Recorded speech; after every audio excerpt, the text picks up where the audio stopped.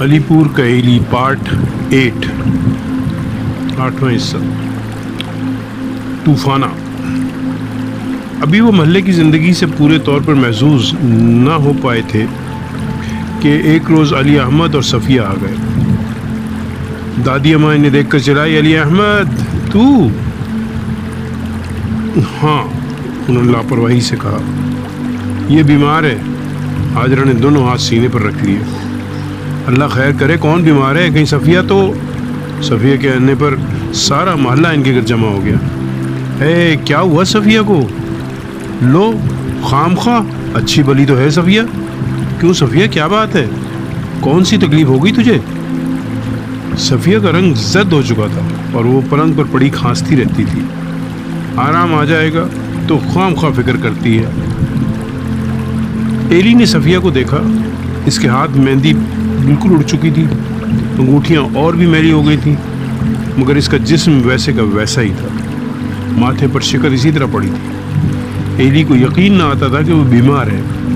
وہ اس کے قریب جاتے ہوئے ڈرتا تھا کہ کہیں ایک دم سے اس پر جھپٹ نہ پڑے۔ اگر وہ بیمار تھی تو اس کی تیونیاں کیوں چڑھی ہوئی تھیں؟ بیمار تو گھورا نہیں کرتے۔ نہیں، صفیہ بیمار نہیں، اس نے اپنے دل میں فیصلہ کر لیا۔ اس کے باوجود صفیہ بیمار تھی اور لوگ روزانہ اس کی عیادت کے لیے ان کے گھر آیا کرتے تھے۔ وہ چپ چاپ چارپائی پر پڑی رہتی اور چھت کی طرف دیکھتی رہتی۔ ہے تو کس فکر میں پڑی ہے؟ محلے والیاں اسے پیار سے گھورتی۔ انشاءاللہ سب ٹھیک ہو جائے گا، ذرا پرہیز کا خیال رکھ اور بس۔ لیکن ان باتوں کے باوجود صفیہ کو چھت کا گھورنا نہ گیا۔ سارا دن وہ چھت کو گھورتی رہتی اور حاجرہ اس کی چارپائی کے گرد یوں گھومتی رہتی جیسے حاجرہ شہنشاہ بابر ہو اور صفیہ اس کا بیمار بیٹا ہمایوں۔ پھر شام کے وقت گرمی بڑھ جاتی تو حاجرہ صفیہ کو سہارا دیتی اور وہ آہستہ آہستہ چلتی ہوئی اسے کوٹھے پر لے جاتی تاکہ کھلی ہوا میں سو سکے۔ ایک رات جب وہ سب کوٹھے پر سو رہے تھے تو آندھی چلنے لگی، بوندا باندھی ہونے لگی۔ حاجرہ کا خیال تھا جلدی آندھی تھم جائے گی، اس لیے وہ صفیہ کو اٹھا کر برساتی میں لے گئی تاکہ اسے نیچے گرمی میں تکلیف نہ ہو۔ یہ ایک عام آندھی تھی۔ آندھیاں اکثر آیا کرتی تھیں۔ چند ایک منٹ کے لیے تیز ہوا چلتی، بادل گرجتے، چھینٹے پڑتے اور پھر مطلع صاف ہو جاتا۔ علی احمد سیدہ اور دادی اماں کے نیچے چلے جانے کے بعد وہ آندھی طوفان کی صورت اختیار کر گئی۔ حاجرہ گھبرا گئی۔ حاجرہ کے لیے دو چھوٹے چھوٹے بچوں کی مدد سے صفیہ کو نیچے لے کر جانا مشکل تھا۔ طوفان اور بھی تیز ہوتا گیا۔ ہوا مکانوں اور دکانوں سے ٹکرا کر یوں چیخنے لگی جیسے جنگل میں شیر دھاڑتا ہے۔ آسمان پر سیاہ بادل چھا گئے، بجلی کی کڑک سے کان پھٹے جا رہے تھے۔ ایلی اور فرحت جاگ پڑے۔ وہ دونوں ڈر کر رونے لگے۔ اماں اماں اماں، ادھر مریضہ کر رہی تھی۔ برساتی میں دو کھلے محراب تھے جن پر پٹ نہیں لگے ہوئے تھے۔ ان محرابوں میں ہوا چنگھاڑ رہی تھی۔ حاجرہ نے چلا کر علی احمد، دادی اماں اور سیدہ کو آوازیں دیں، لیکن طوفان کی شدت کی وجہ سے اس کی آواز نچلی منزل تک نہ پہنچ سکی۔ طوفان کی شدت کے ساتھ مریضہ کی حالت بگڑتی جا رہی تھی۔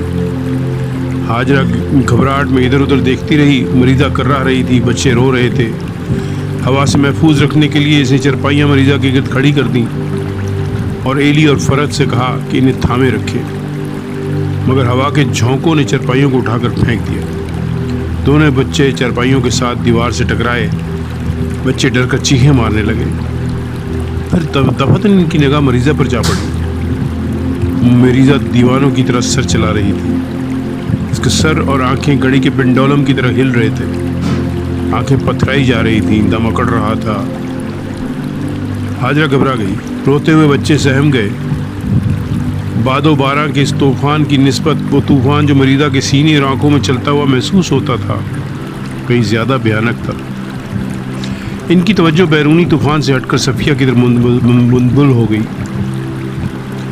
میں جاتی ہوں، میں کسی کو بلاتی ہوں، حاجرہ گھبرا کر چلائی۔ صفیہ کا سر انکار میں اور بھی شدت سے ہلنے لگا۔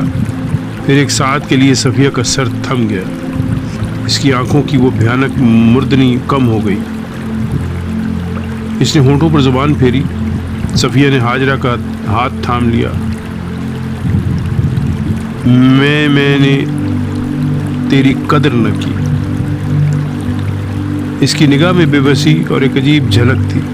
چند ساعت کے لیے اس نے اپنی نگاہیں حاجرہ پر جمائے رکھی، پھر اس کی آنکھ سے ایک موٹا سا آنسو ڈھلک آیا اور گال سے پھسل کر بالوں میں کھو گیا۔ پھر اس کی گرفت ڈھیلی پڑ گئی اور بازو گر کر لٹکنے لگا اور سر ہمیشہ کے لیے ساکت ہو گیا۔ اماں، ایلی نے چیخ ماری۔ حاجرہ نے سر پیٹ لیا۔ صفیہ، صفیہ۔ ایک فقیر۔ طوفان تھم چکا تھا۔ نیچے بڑے کمرے میں پلنگ پر صفیہ کی لاش پڑی تھی اور اس کے گرد محلے والیاں بیٹھی باتوں میں مشغول تھیں۔ صفیہ کا جسم چادر سے ڈھکا ہوا تھا لیکن اس کا وجود صاف دکھائی دے رہا تھا۔ ایلی نے دو ایک بار صفیہ کی طرف دیکھا۔ اسے ایسا محسوس ہو رہا تھا جیسے وہ موت کا بہانہ کر کے پڑی ہو، جیسے ابھی جاگ اٹھے گی، کہے گی ایلی بازار سے دودھ لا دو۔ حاجرہ تو میری بیماری کا بہانہ کر کے آرام سے بیٹھی ہے۔ چل اٹھ، برتن صاف کر، چل اٹھ۔ لاش میں جنبش ہوئی۔ ایلی کا دل ڈوب گیا۔ صفیہ کا جونڈا کھل کر لٹکنے لگا۔ محلے والیوں نے بآواز بلند کلمہ پڑھنا شروع کر دیا۔ ایلی چیخ مار کر بھاگا۔ دادی اماں، دادی اماں۔ دادی نے اسے تھام تو لیا۔ تو کیوں بیٹھا ہے؟ یہاں ادھر آ، میں تجھے سلا دوں۔ دادی اماں نے اسے بازو سے کھینچتے ہوئے کہا۔ صفیہ کی وفات پر حاجرہ کئی دن تک روتی رہی۔ رہ رہ کر صفیہ کا وہ فکرہ یاد آتا، میں نے تمہاری قدر نہ کی۔ اس وقت اس کی آنکھوں میں فخر بھری چمک لہراتی اور گالوں پر آنسو بہنے لگتے، برسوں کی خدمت کو تمہاری قدر نہ کی۔ حاجرہ اس فکرے کو تمغے کی طرح سینے پر لگائے پھرتی تھی۔ اسے ایک فکرے کی وجہ سے اس کا احساس برتری میں بدل گیا تھا۔ اس ایک فکرے کی خاطر ایک بار پھر عمر بھر کسی خدمت گزاری میں بسر کر سکتی تھی۔ صفیہ کی موت سے علی احمد کے گھر کے روزمرہ میں کوئی خاص فرق نہ آیا تھا۔ ایلی اسی طرح ارجمن سے اینکرا اینڈی ماباؤں کی تفصیل سمجھتا رہا، اگرچہ عملی طور پر ان تفصیلات کا کوئی نتیجہ نہ ہوا۔ کبھی کبھار کھڑکی کی درز سے وہ کوری ڈکوری کے مختلف سائز دیکھتا، محلے کے جوانوں کے ساتھ کرکٹ کے میدان میں جاتا رہا، جلیل اور رفیق کے ساتھ قاضی دروازے کے پاس تنگ گلی میں جھاڑو دینے والی شوخیوں کو بغور دیکھتا اور دادی اماں کے ساتھ لپٹ کر سوتا رہا۔ حاجرہ اسی طرح سارا دن باورچی خانے میں برتن مانجتی، کھانا پکاتی اور علی احمد کی چل میں بھرتی رہی۔ فرت حسب معمول گھر کے کام کرنے کے علاوہ سہیلیوں کے گھروں کے چکر لگاتی رہتی اور دادی اماں اسی طرح گھٹنوں میں سر دیے چولہوں کے پاس بیٹھی رہی اور اس کے پاس سیدہ خاموشی سے تنکوں سے زمین کو ریتتی رہی، اور علی احمد وہی پھٹی ہوئی میلی دھوتی باندھے ڈیسک کے رجسٹر میں لکھتے رہے، اور محلہ کی چمگادڑیں رات کو ہاتھے پر چیخ چیخ کر منڈلاتی رہیں۔ بچے کھیلتے رہے، بوڑھیاں انہیں گھورتی رہیں، اور محلے کے بوڑھے نماز ادا کرنے کے بعد کھانستے ہوئے سر لٹکائے گھروں کے دروازے کھٹکھٹاتے رہے، اور صفدر دادی اماں کی دیوار پر پھینکنے کے لیے منچل پوٹاش کے پٹاخے تیار کرتے ہوئے گنگناتا رہا، حافظ خدا تمہارا، اے دل ربا ہوں میں فدا، سارا صبورہ۔ پھر ایک دن علی احمد کے یہاں مہمان آ گئے۔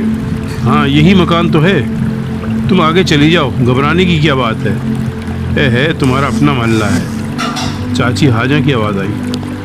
کون آیا ہے چاچی؟ ماں جی ماں بولی۔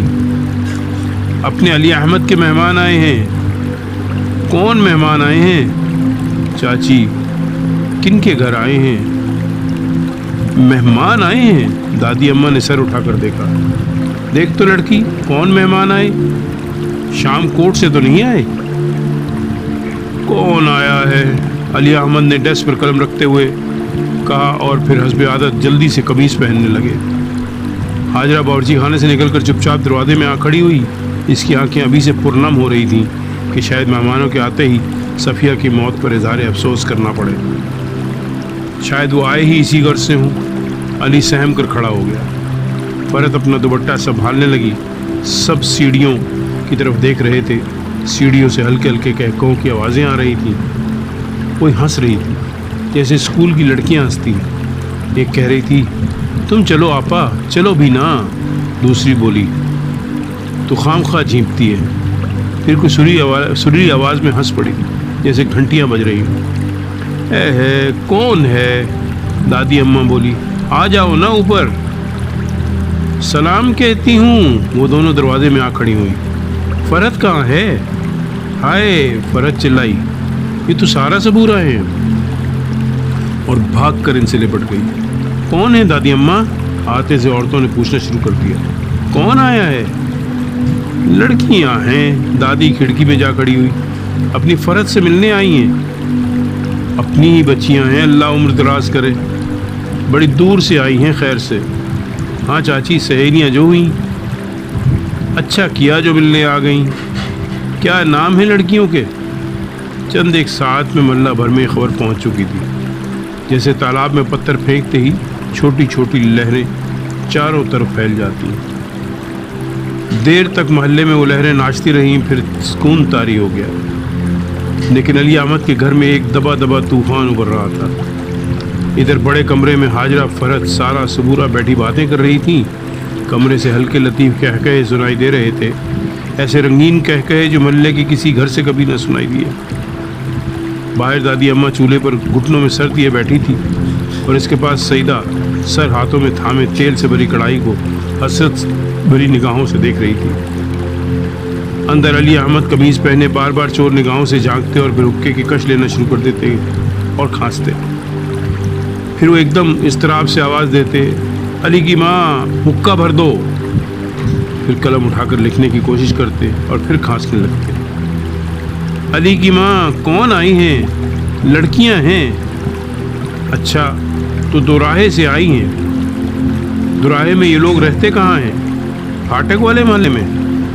اچھا، وہ جو سبز کھڑکیوں والا مکان تھا وہاں؟ تو اپنے قاضی اصغر حسین کی بیٹیاں ہیں۔ لو، تم نے پہلے کیوں نہ بتایا؟ وہ تو بالکل اپنے ہی ہیں۔ جب ہم دوراہے دورے پر جایا کرتے تھے تو قاضی اظہر کے گھر ہی رہا کرتے تھے۔ بڑے اچھے تعلقات تھے قاضی جی سے۔ ان کی باتوں کے دوران دادی اماں ان کی قمیض کو گھور گھور کر دیکھتی اور مہوم سی آہیں بھرتی۔ ایلی بھی ان کی قمیض کی طرف دیکھ رہا تھا۔ کسی کے آنے پر وہ قمیض ضرور پہنا کرتے تھے، مگر جلدی مطمئن ہو کر اتار ہی دیا کرتے تھے اور پھر اپنے کام میں لگ جایا کرتے تھے۔ لیکن نہ جانے سارا صبورہ کے آنے پر انہوں نے قمیض کیوں نہ اتاری تھی۔ پھر کچھ دیر بعد وہ چلم اٹھائے خود باہر چلے آئے۔ وہ تو چلم بھرنے کے لیے ایلی یا کسی اور کو آواز دیا کرتے تھے۔ وہ ہنسنے لگے اور بآواز بلند بولے، اپنے قاضی اظہر کی بیٹیاں ہیں۔ ایک مرتبہ ہم قاضی صاحب سے ملنے گئے۔ یہ کہتے ہوئے وہ اٹھ کھڑے ہوئے اور اس کمرے کی طرف چل دیے جس میں لڑکیاں بیٹھی تھیں۔ قاضی صاحب بڑے تپاک سے ملے۔ وہ سبز کھڑکیوں والا مکان تھا نا پھاٹک محلے میں، وہ اندر گھس گئے۔ اچھا، تو تم بڑی لڑکی ہو ان کی؟ سارا ہو، تم فرحت کی ہم جماعت ہو، اور یہ صبورہ ہے۔ باہر چولہے کے پاس دادی اماں چمٹے سے زمین کھرید رہی تھیں اور اس کا ہاتھ کانپ رہا تھا۔ سیدہ کی آنکھوں میں چمک لہرا رہی تھی اور وہ حسرت ناک نگاہوں سے تیل کی کڑھائی گھورے جا رہی تھی، اور بجائے غور سے اس تنکے کا جائزہ لے رہی تھی جو چولہے کے ساتھ چمٹا ہوا تھا۔ وہ آہستہ آہستہ کان سے دوپٹہ سرکائے جا رہی تھی۔ آؤ نا ادھر، اس طرف، اس کمرے میں۔ اچھا، تو قاضی صاحب کا اب کیا حال ہے؟ ایلی بھائی بھاگ کر جا اور لے آ کچھ بوتلیں اور کچھ۔ ادھر آؤ نا سارا، انہیں لے آؤ نا ایلی کی ماں۔ بہت ہی بھلی آدمی تھے ان کے ابا، ہمارے دوست تھے۔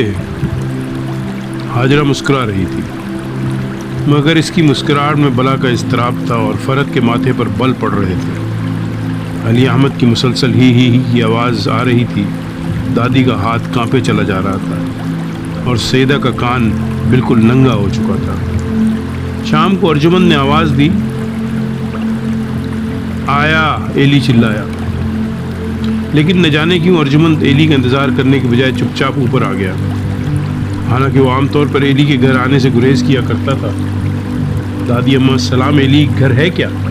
اس نے چوری چوری دالان کی طرف دیکھا جہاں سارا اور صبورہ بیٹھی تھی، اور دروازے سے باہر اس مقام پر کھڑا ہو گیا جہاں دالان میں بیٹھی ہوئی لڑکیوں سے اچھی طرح دیکھ سکتی تھی۔ اس نے جیب سے ریشمی رومال نکالا اور اسے گردن پر پھیرنے لگا، اور پھر وہ ایک انداز سے کھڑا ہو گیا۔ بیٹھ جا، دادی اماں بولی۔ نہیں دادی اماں، میں ٹھیک ہوں، ارجمن نے چوری چوری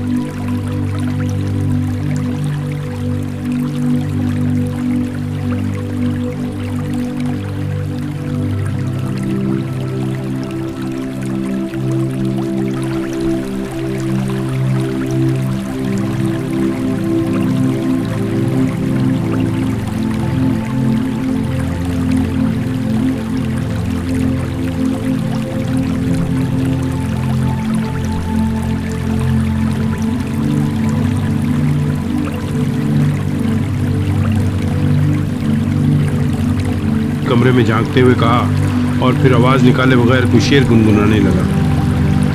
ایلی سامنے حیران کھڑا تھا کیونکہ ارجمن جان بوجھ کر اس کی طرف دیکھنے سے گریز کر رہا تھا۔ کچھ دیر تو ایلی دیکھتا رہا، پھر چھپکے سے اس کے قریب آ کھڑا ہوا۔ اسے کہ یوں قریب دیکھ کر ارجمن بولا، ایلی وہ کتاب تمہارے پاس ہے نا؟ کون سی؟ کیسی کتاب؟ ایلی نے پوچھا۔ بھائی وہی، وہ باوز بلند بولا، جو ماسٹر صاحب کل پڑھا رہے تھے۔ کیا نام ہے اس کا؟ وہ پھر دبی دبی آواز میں ایلی سے کہنے لگا۔ واہ واہ، کیا چیز ہے، کیا ایکوری ڈیکوری ہے۔ ہاں بھائی، وہ تو کتاب ہے جس میں آج سوال کرنے ہیں۔ پھر دادی اماں کو سنانے کے لیے چلایا، بڑا والا نہیں، چھوٹے والا ایڈیشن، وہ گلابی گلابی سی۔ اس نے اندر دالان کی طرف اشارہ کیا۔ کیا چیز ہے، واہ۔ ایلی کچھ سمجھ نہیں آ رہا تھا۔ دادی اماں ارجمن کو گھور رہی تھی اور اس کی ریشمی رومال کو گھور رہی تھی۔ دفعتاً اس نے دادی اماں کی کڑی نگاہوں کو محسوس کیا۔ اچھا، وہ بولا، ذرا ہمارے گھر آؤ نا ایلی، وہ چھوٹی گلابی گلابی چھوٹا والا ایڈیشن، آؤ گے نا؟ اس نے اندر دالان کی طرف دیکھا۔ میں انتظار کروں گا۔ آئے کیا چیز ہے، اور وہ چلا گیا۔ ارجمن کے جانے کے بعد رفیق آ گیا۔ اس کی نگاہیں یوں مطمئن تھی جیسے کچھ خبر ہی نہ ہو۔ پھپھی کہاں ہے؟ اس نے زیر لب کہا۔ شاید ادھر ہو، وہ اپنے آپ ہی بولا، اور دالان میں داخل ہو گیا۔ پھر وہ ٹھٹکا، اوہ مجھے تو پتہ ہی نہیں تھا۔ اس نے گویا دیوار سے مخاطب ہو کر معذرت کی اور واپس جانے لگا۔ رفیق ہے، حاجرہ نے آواز دی۔ وہ رک گیا۔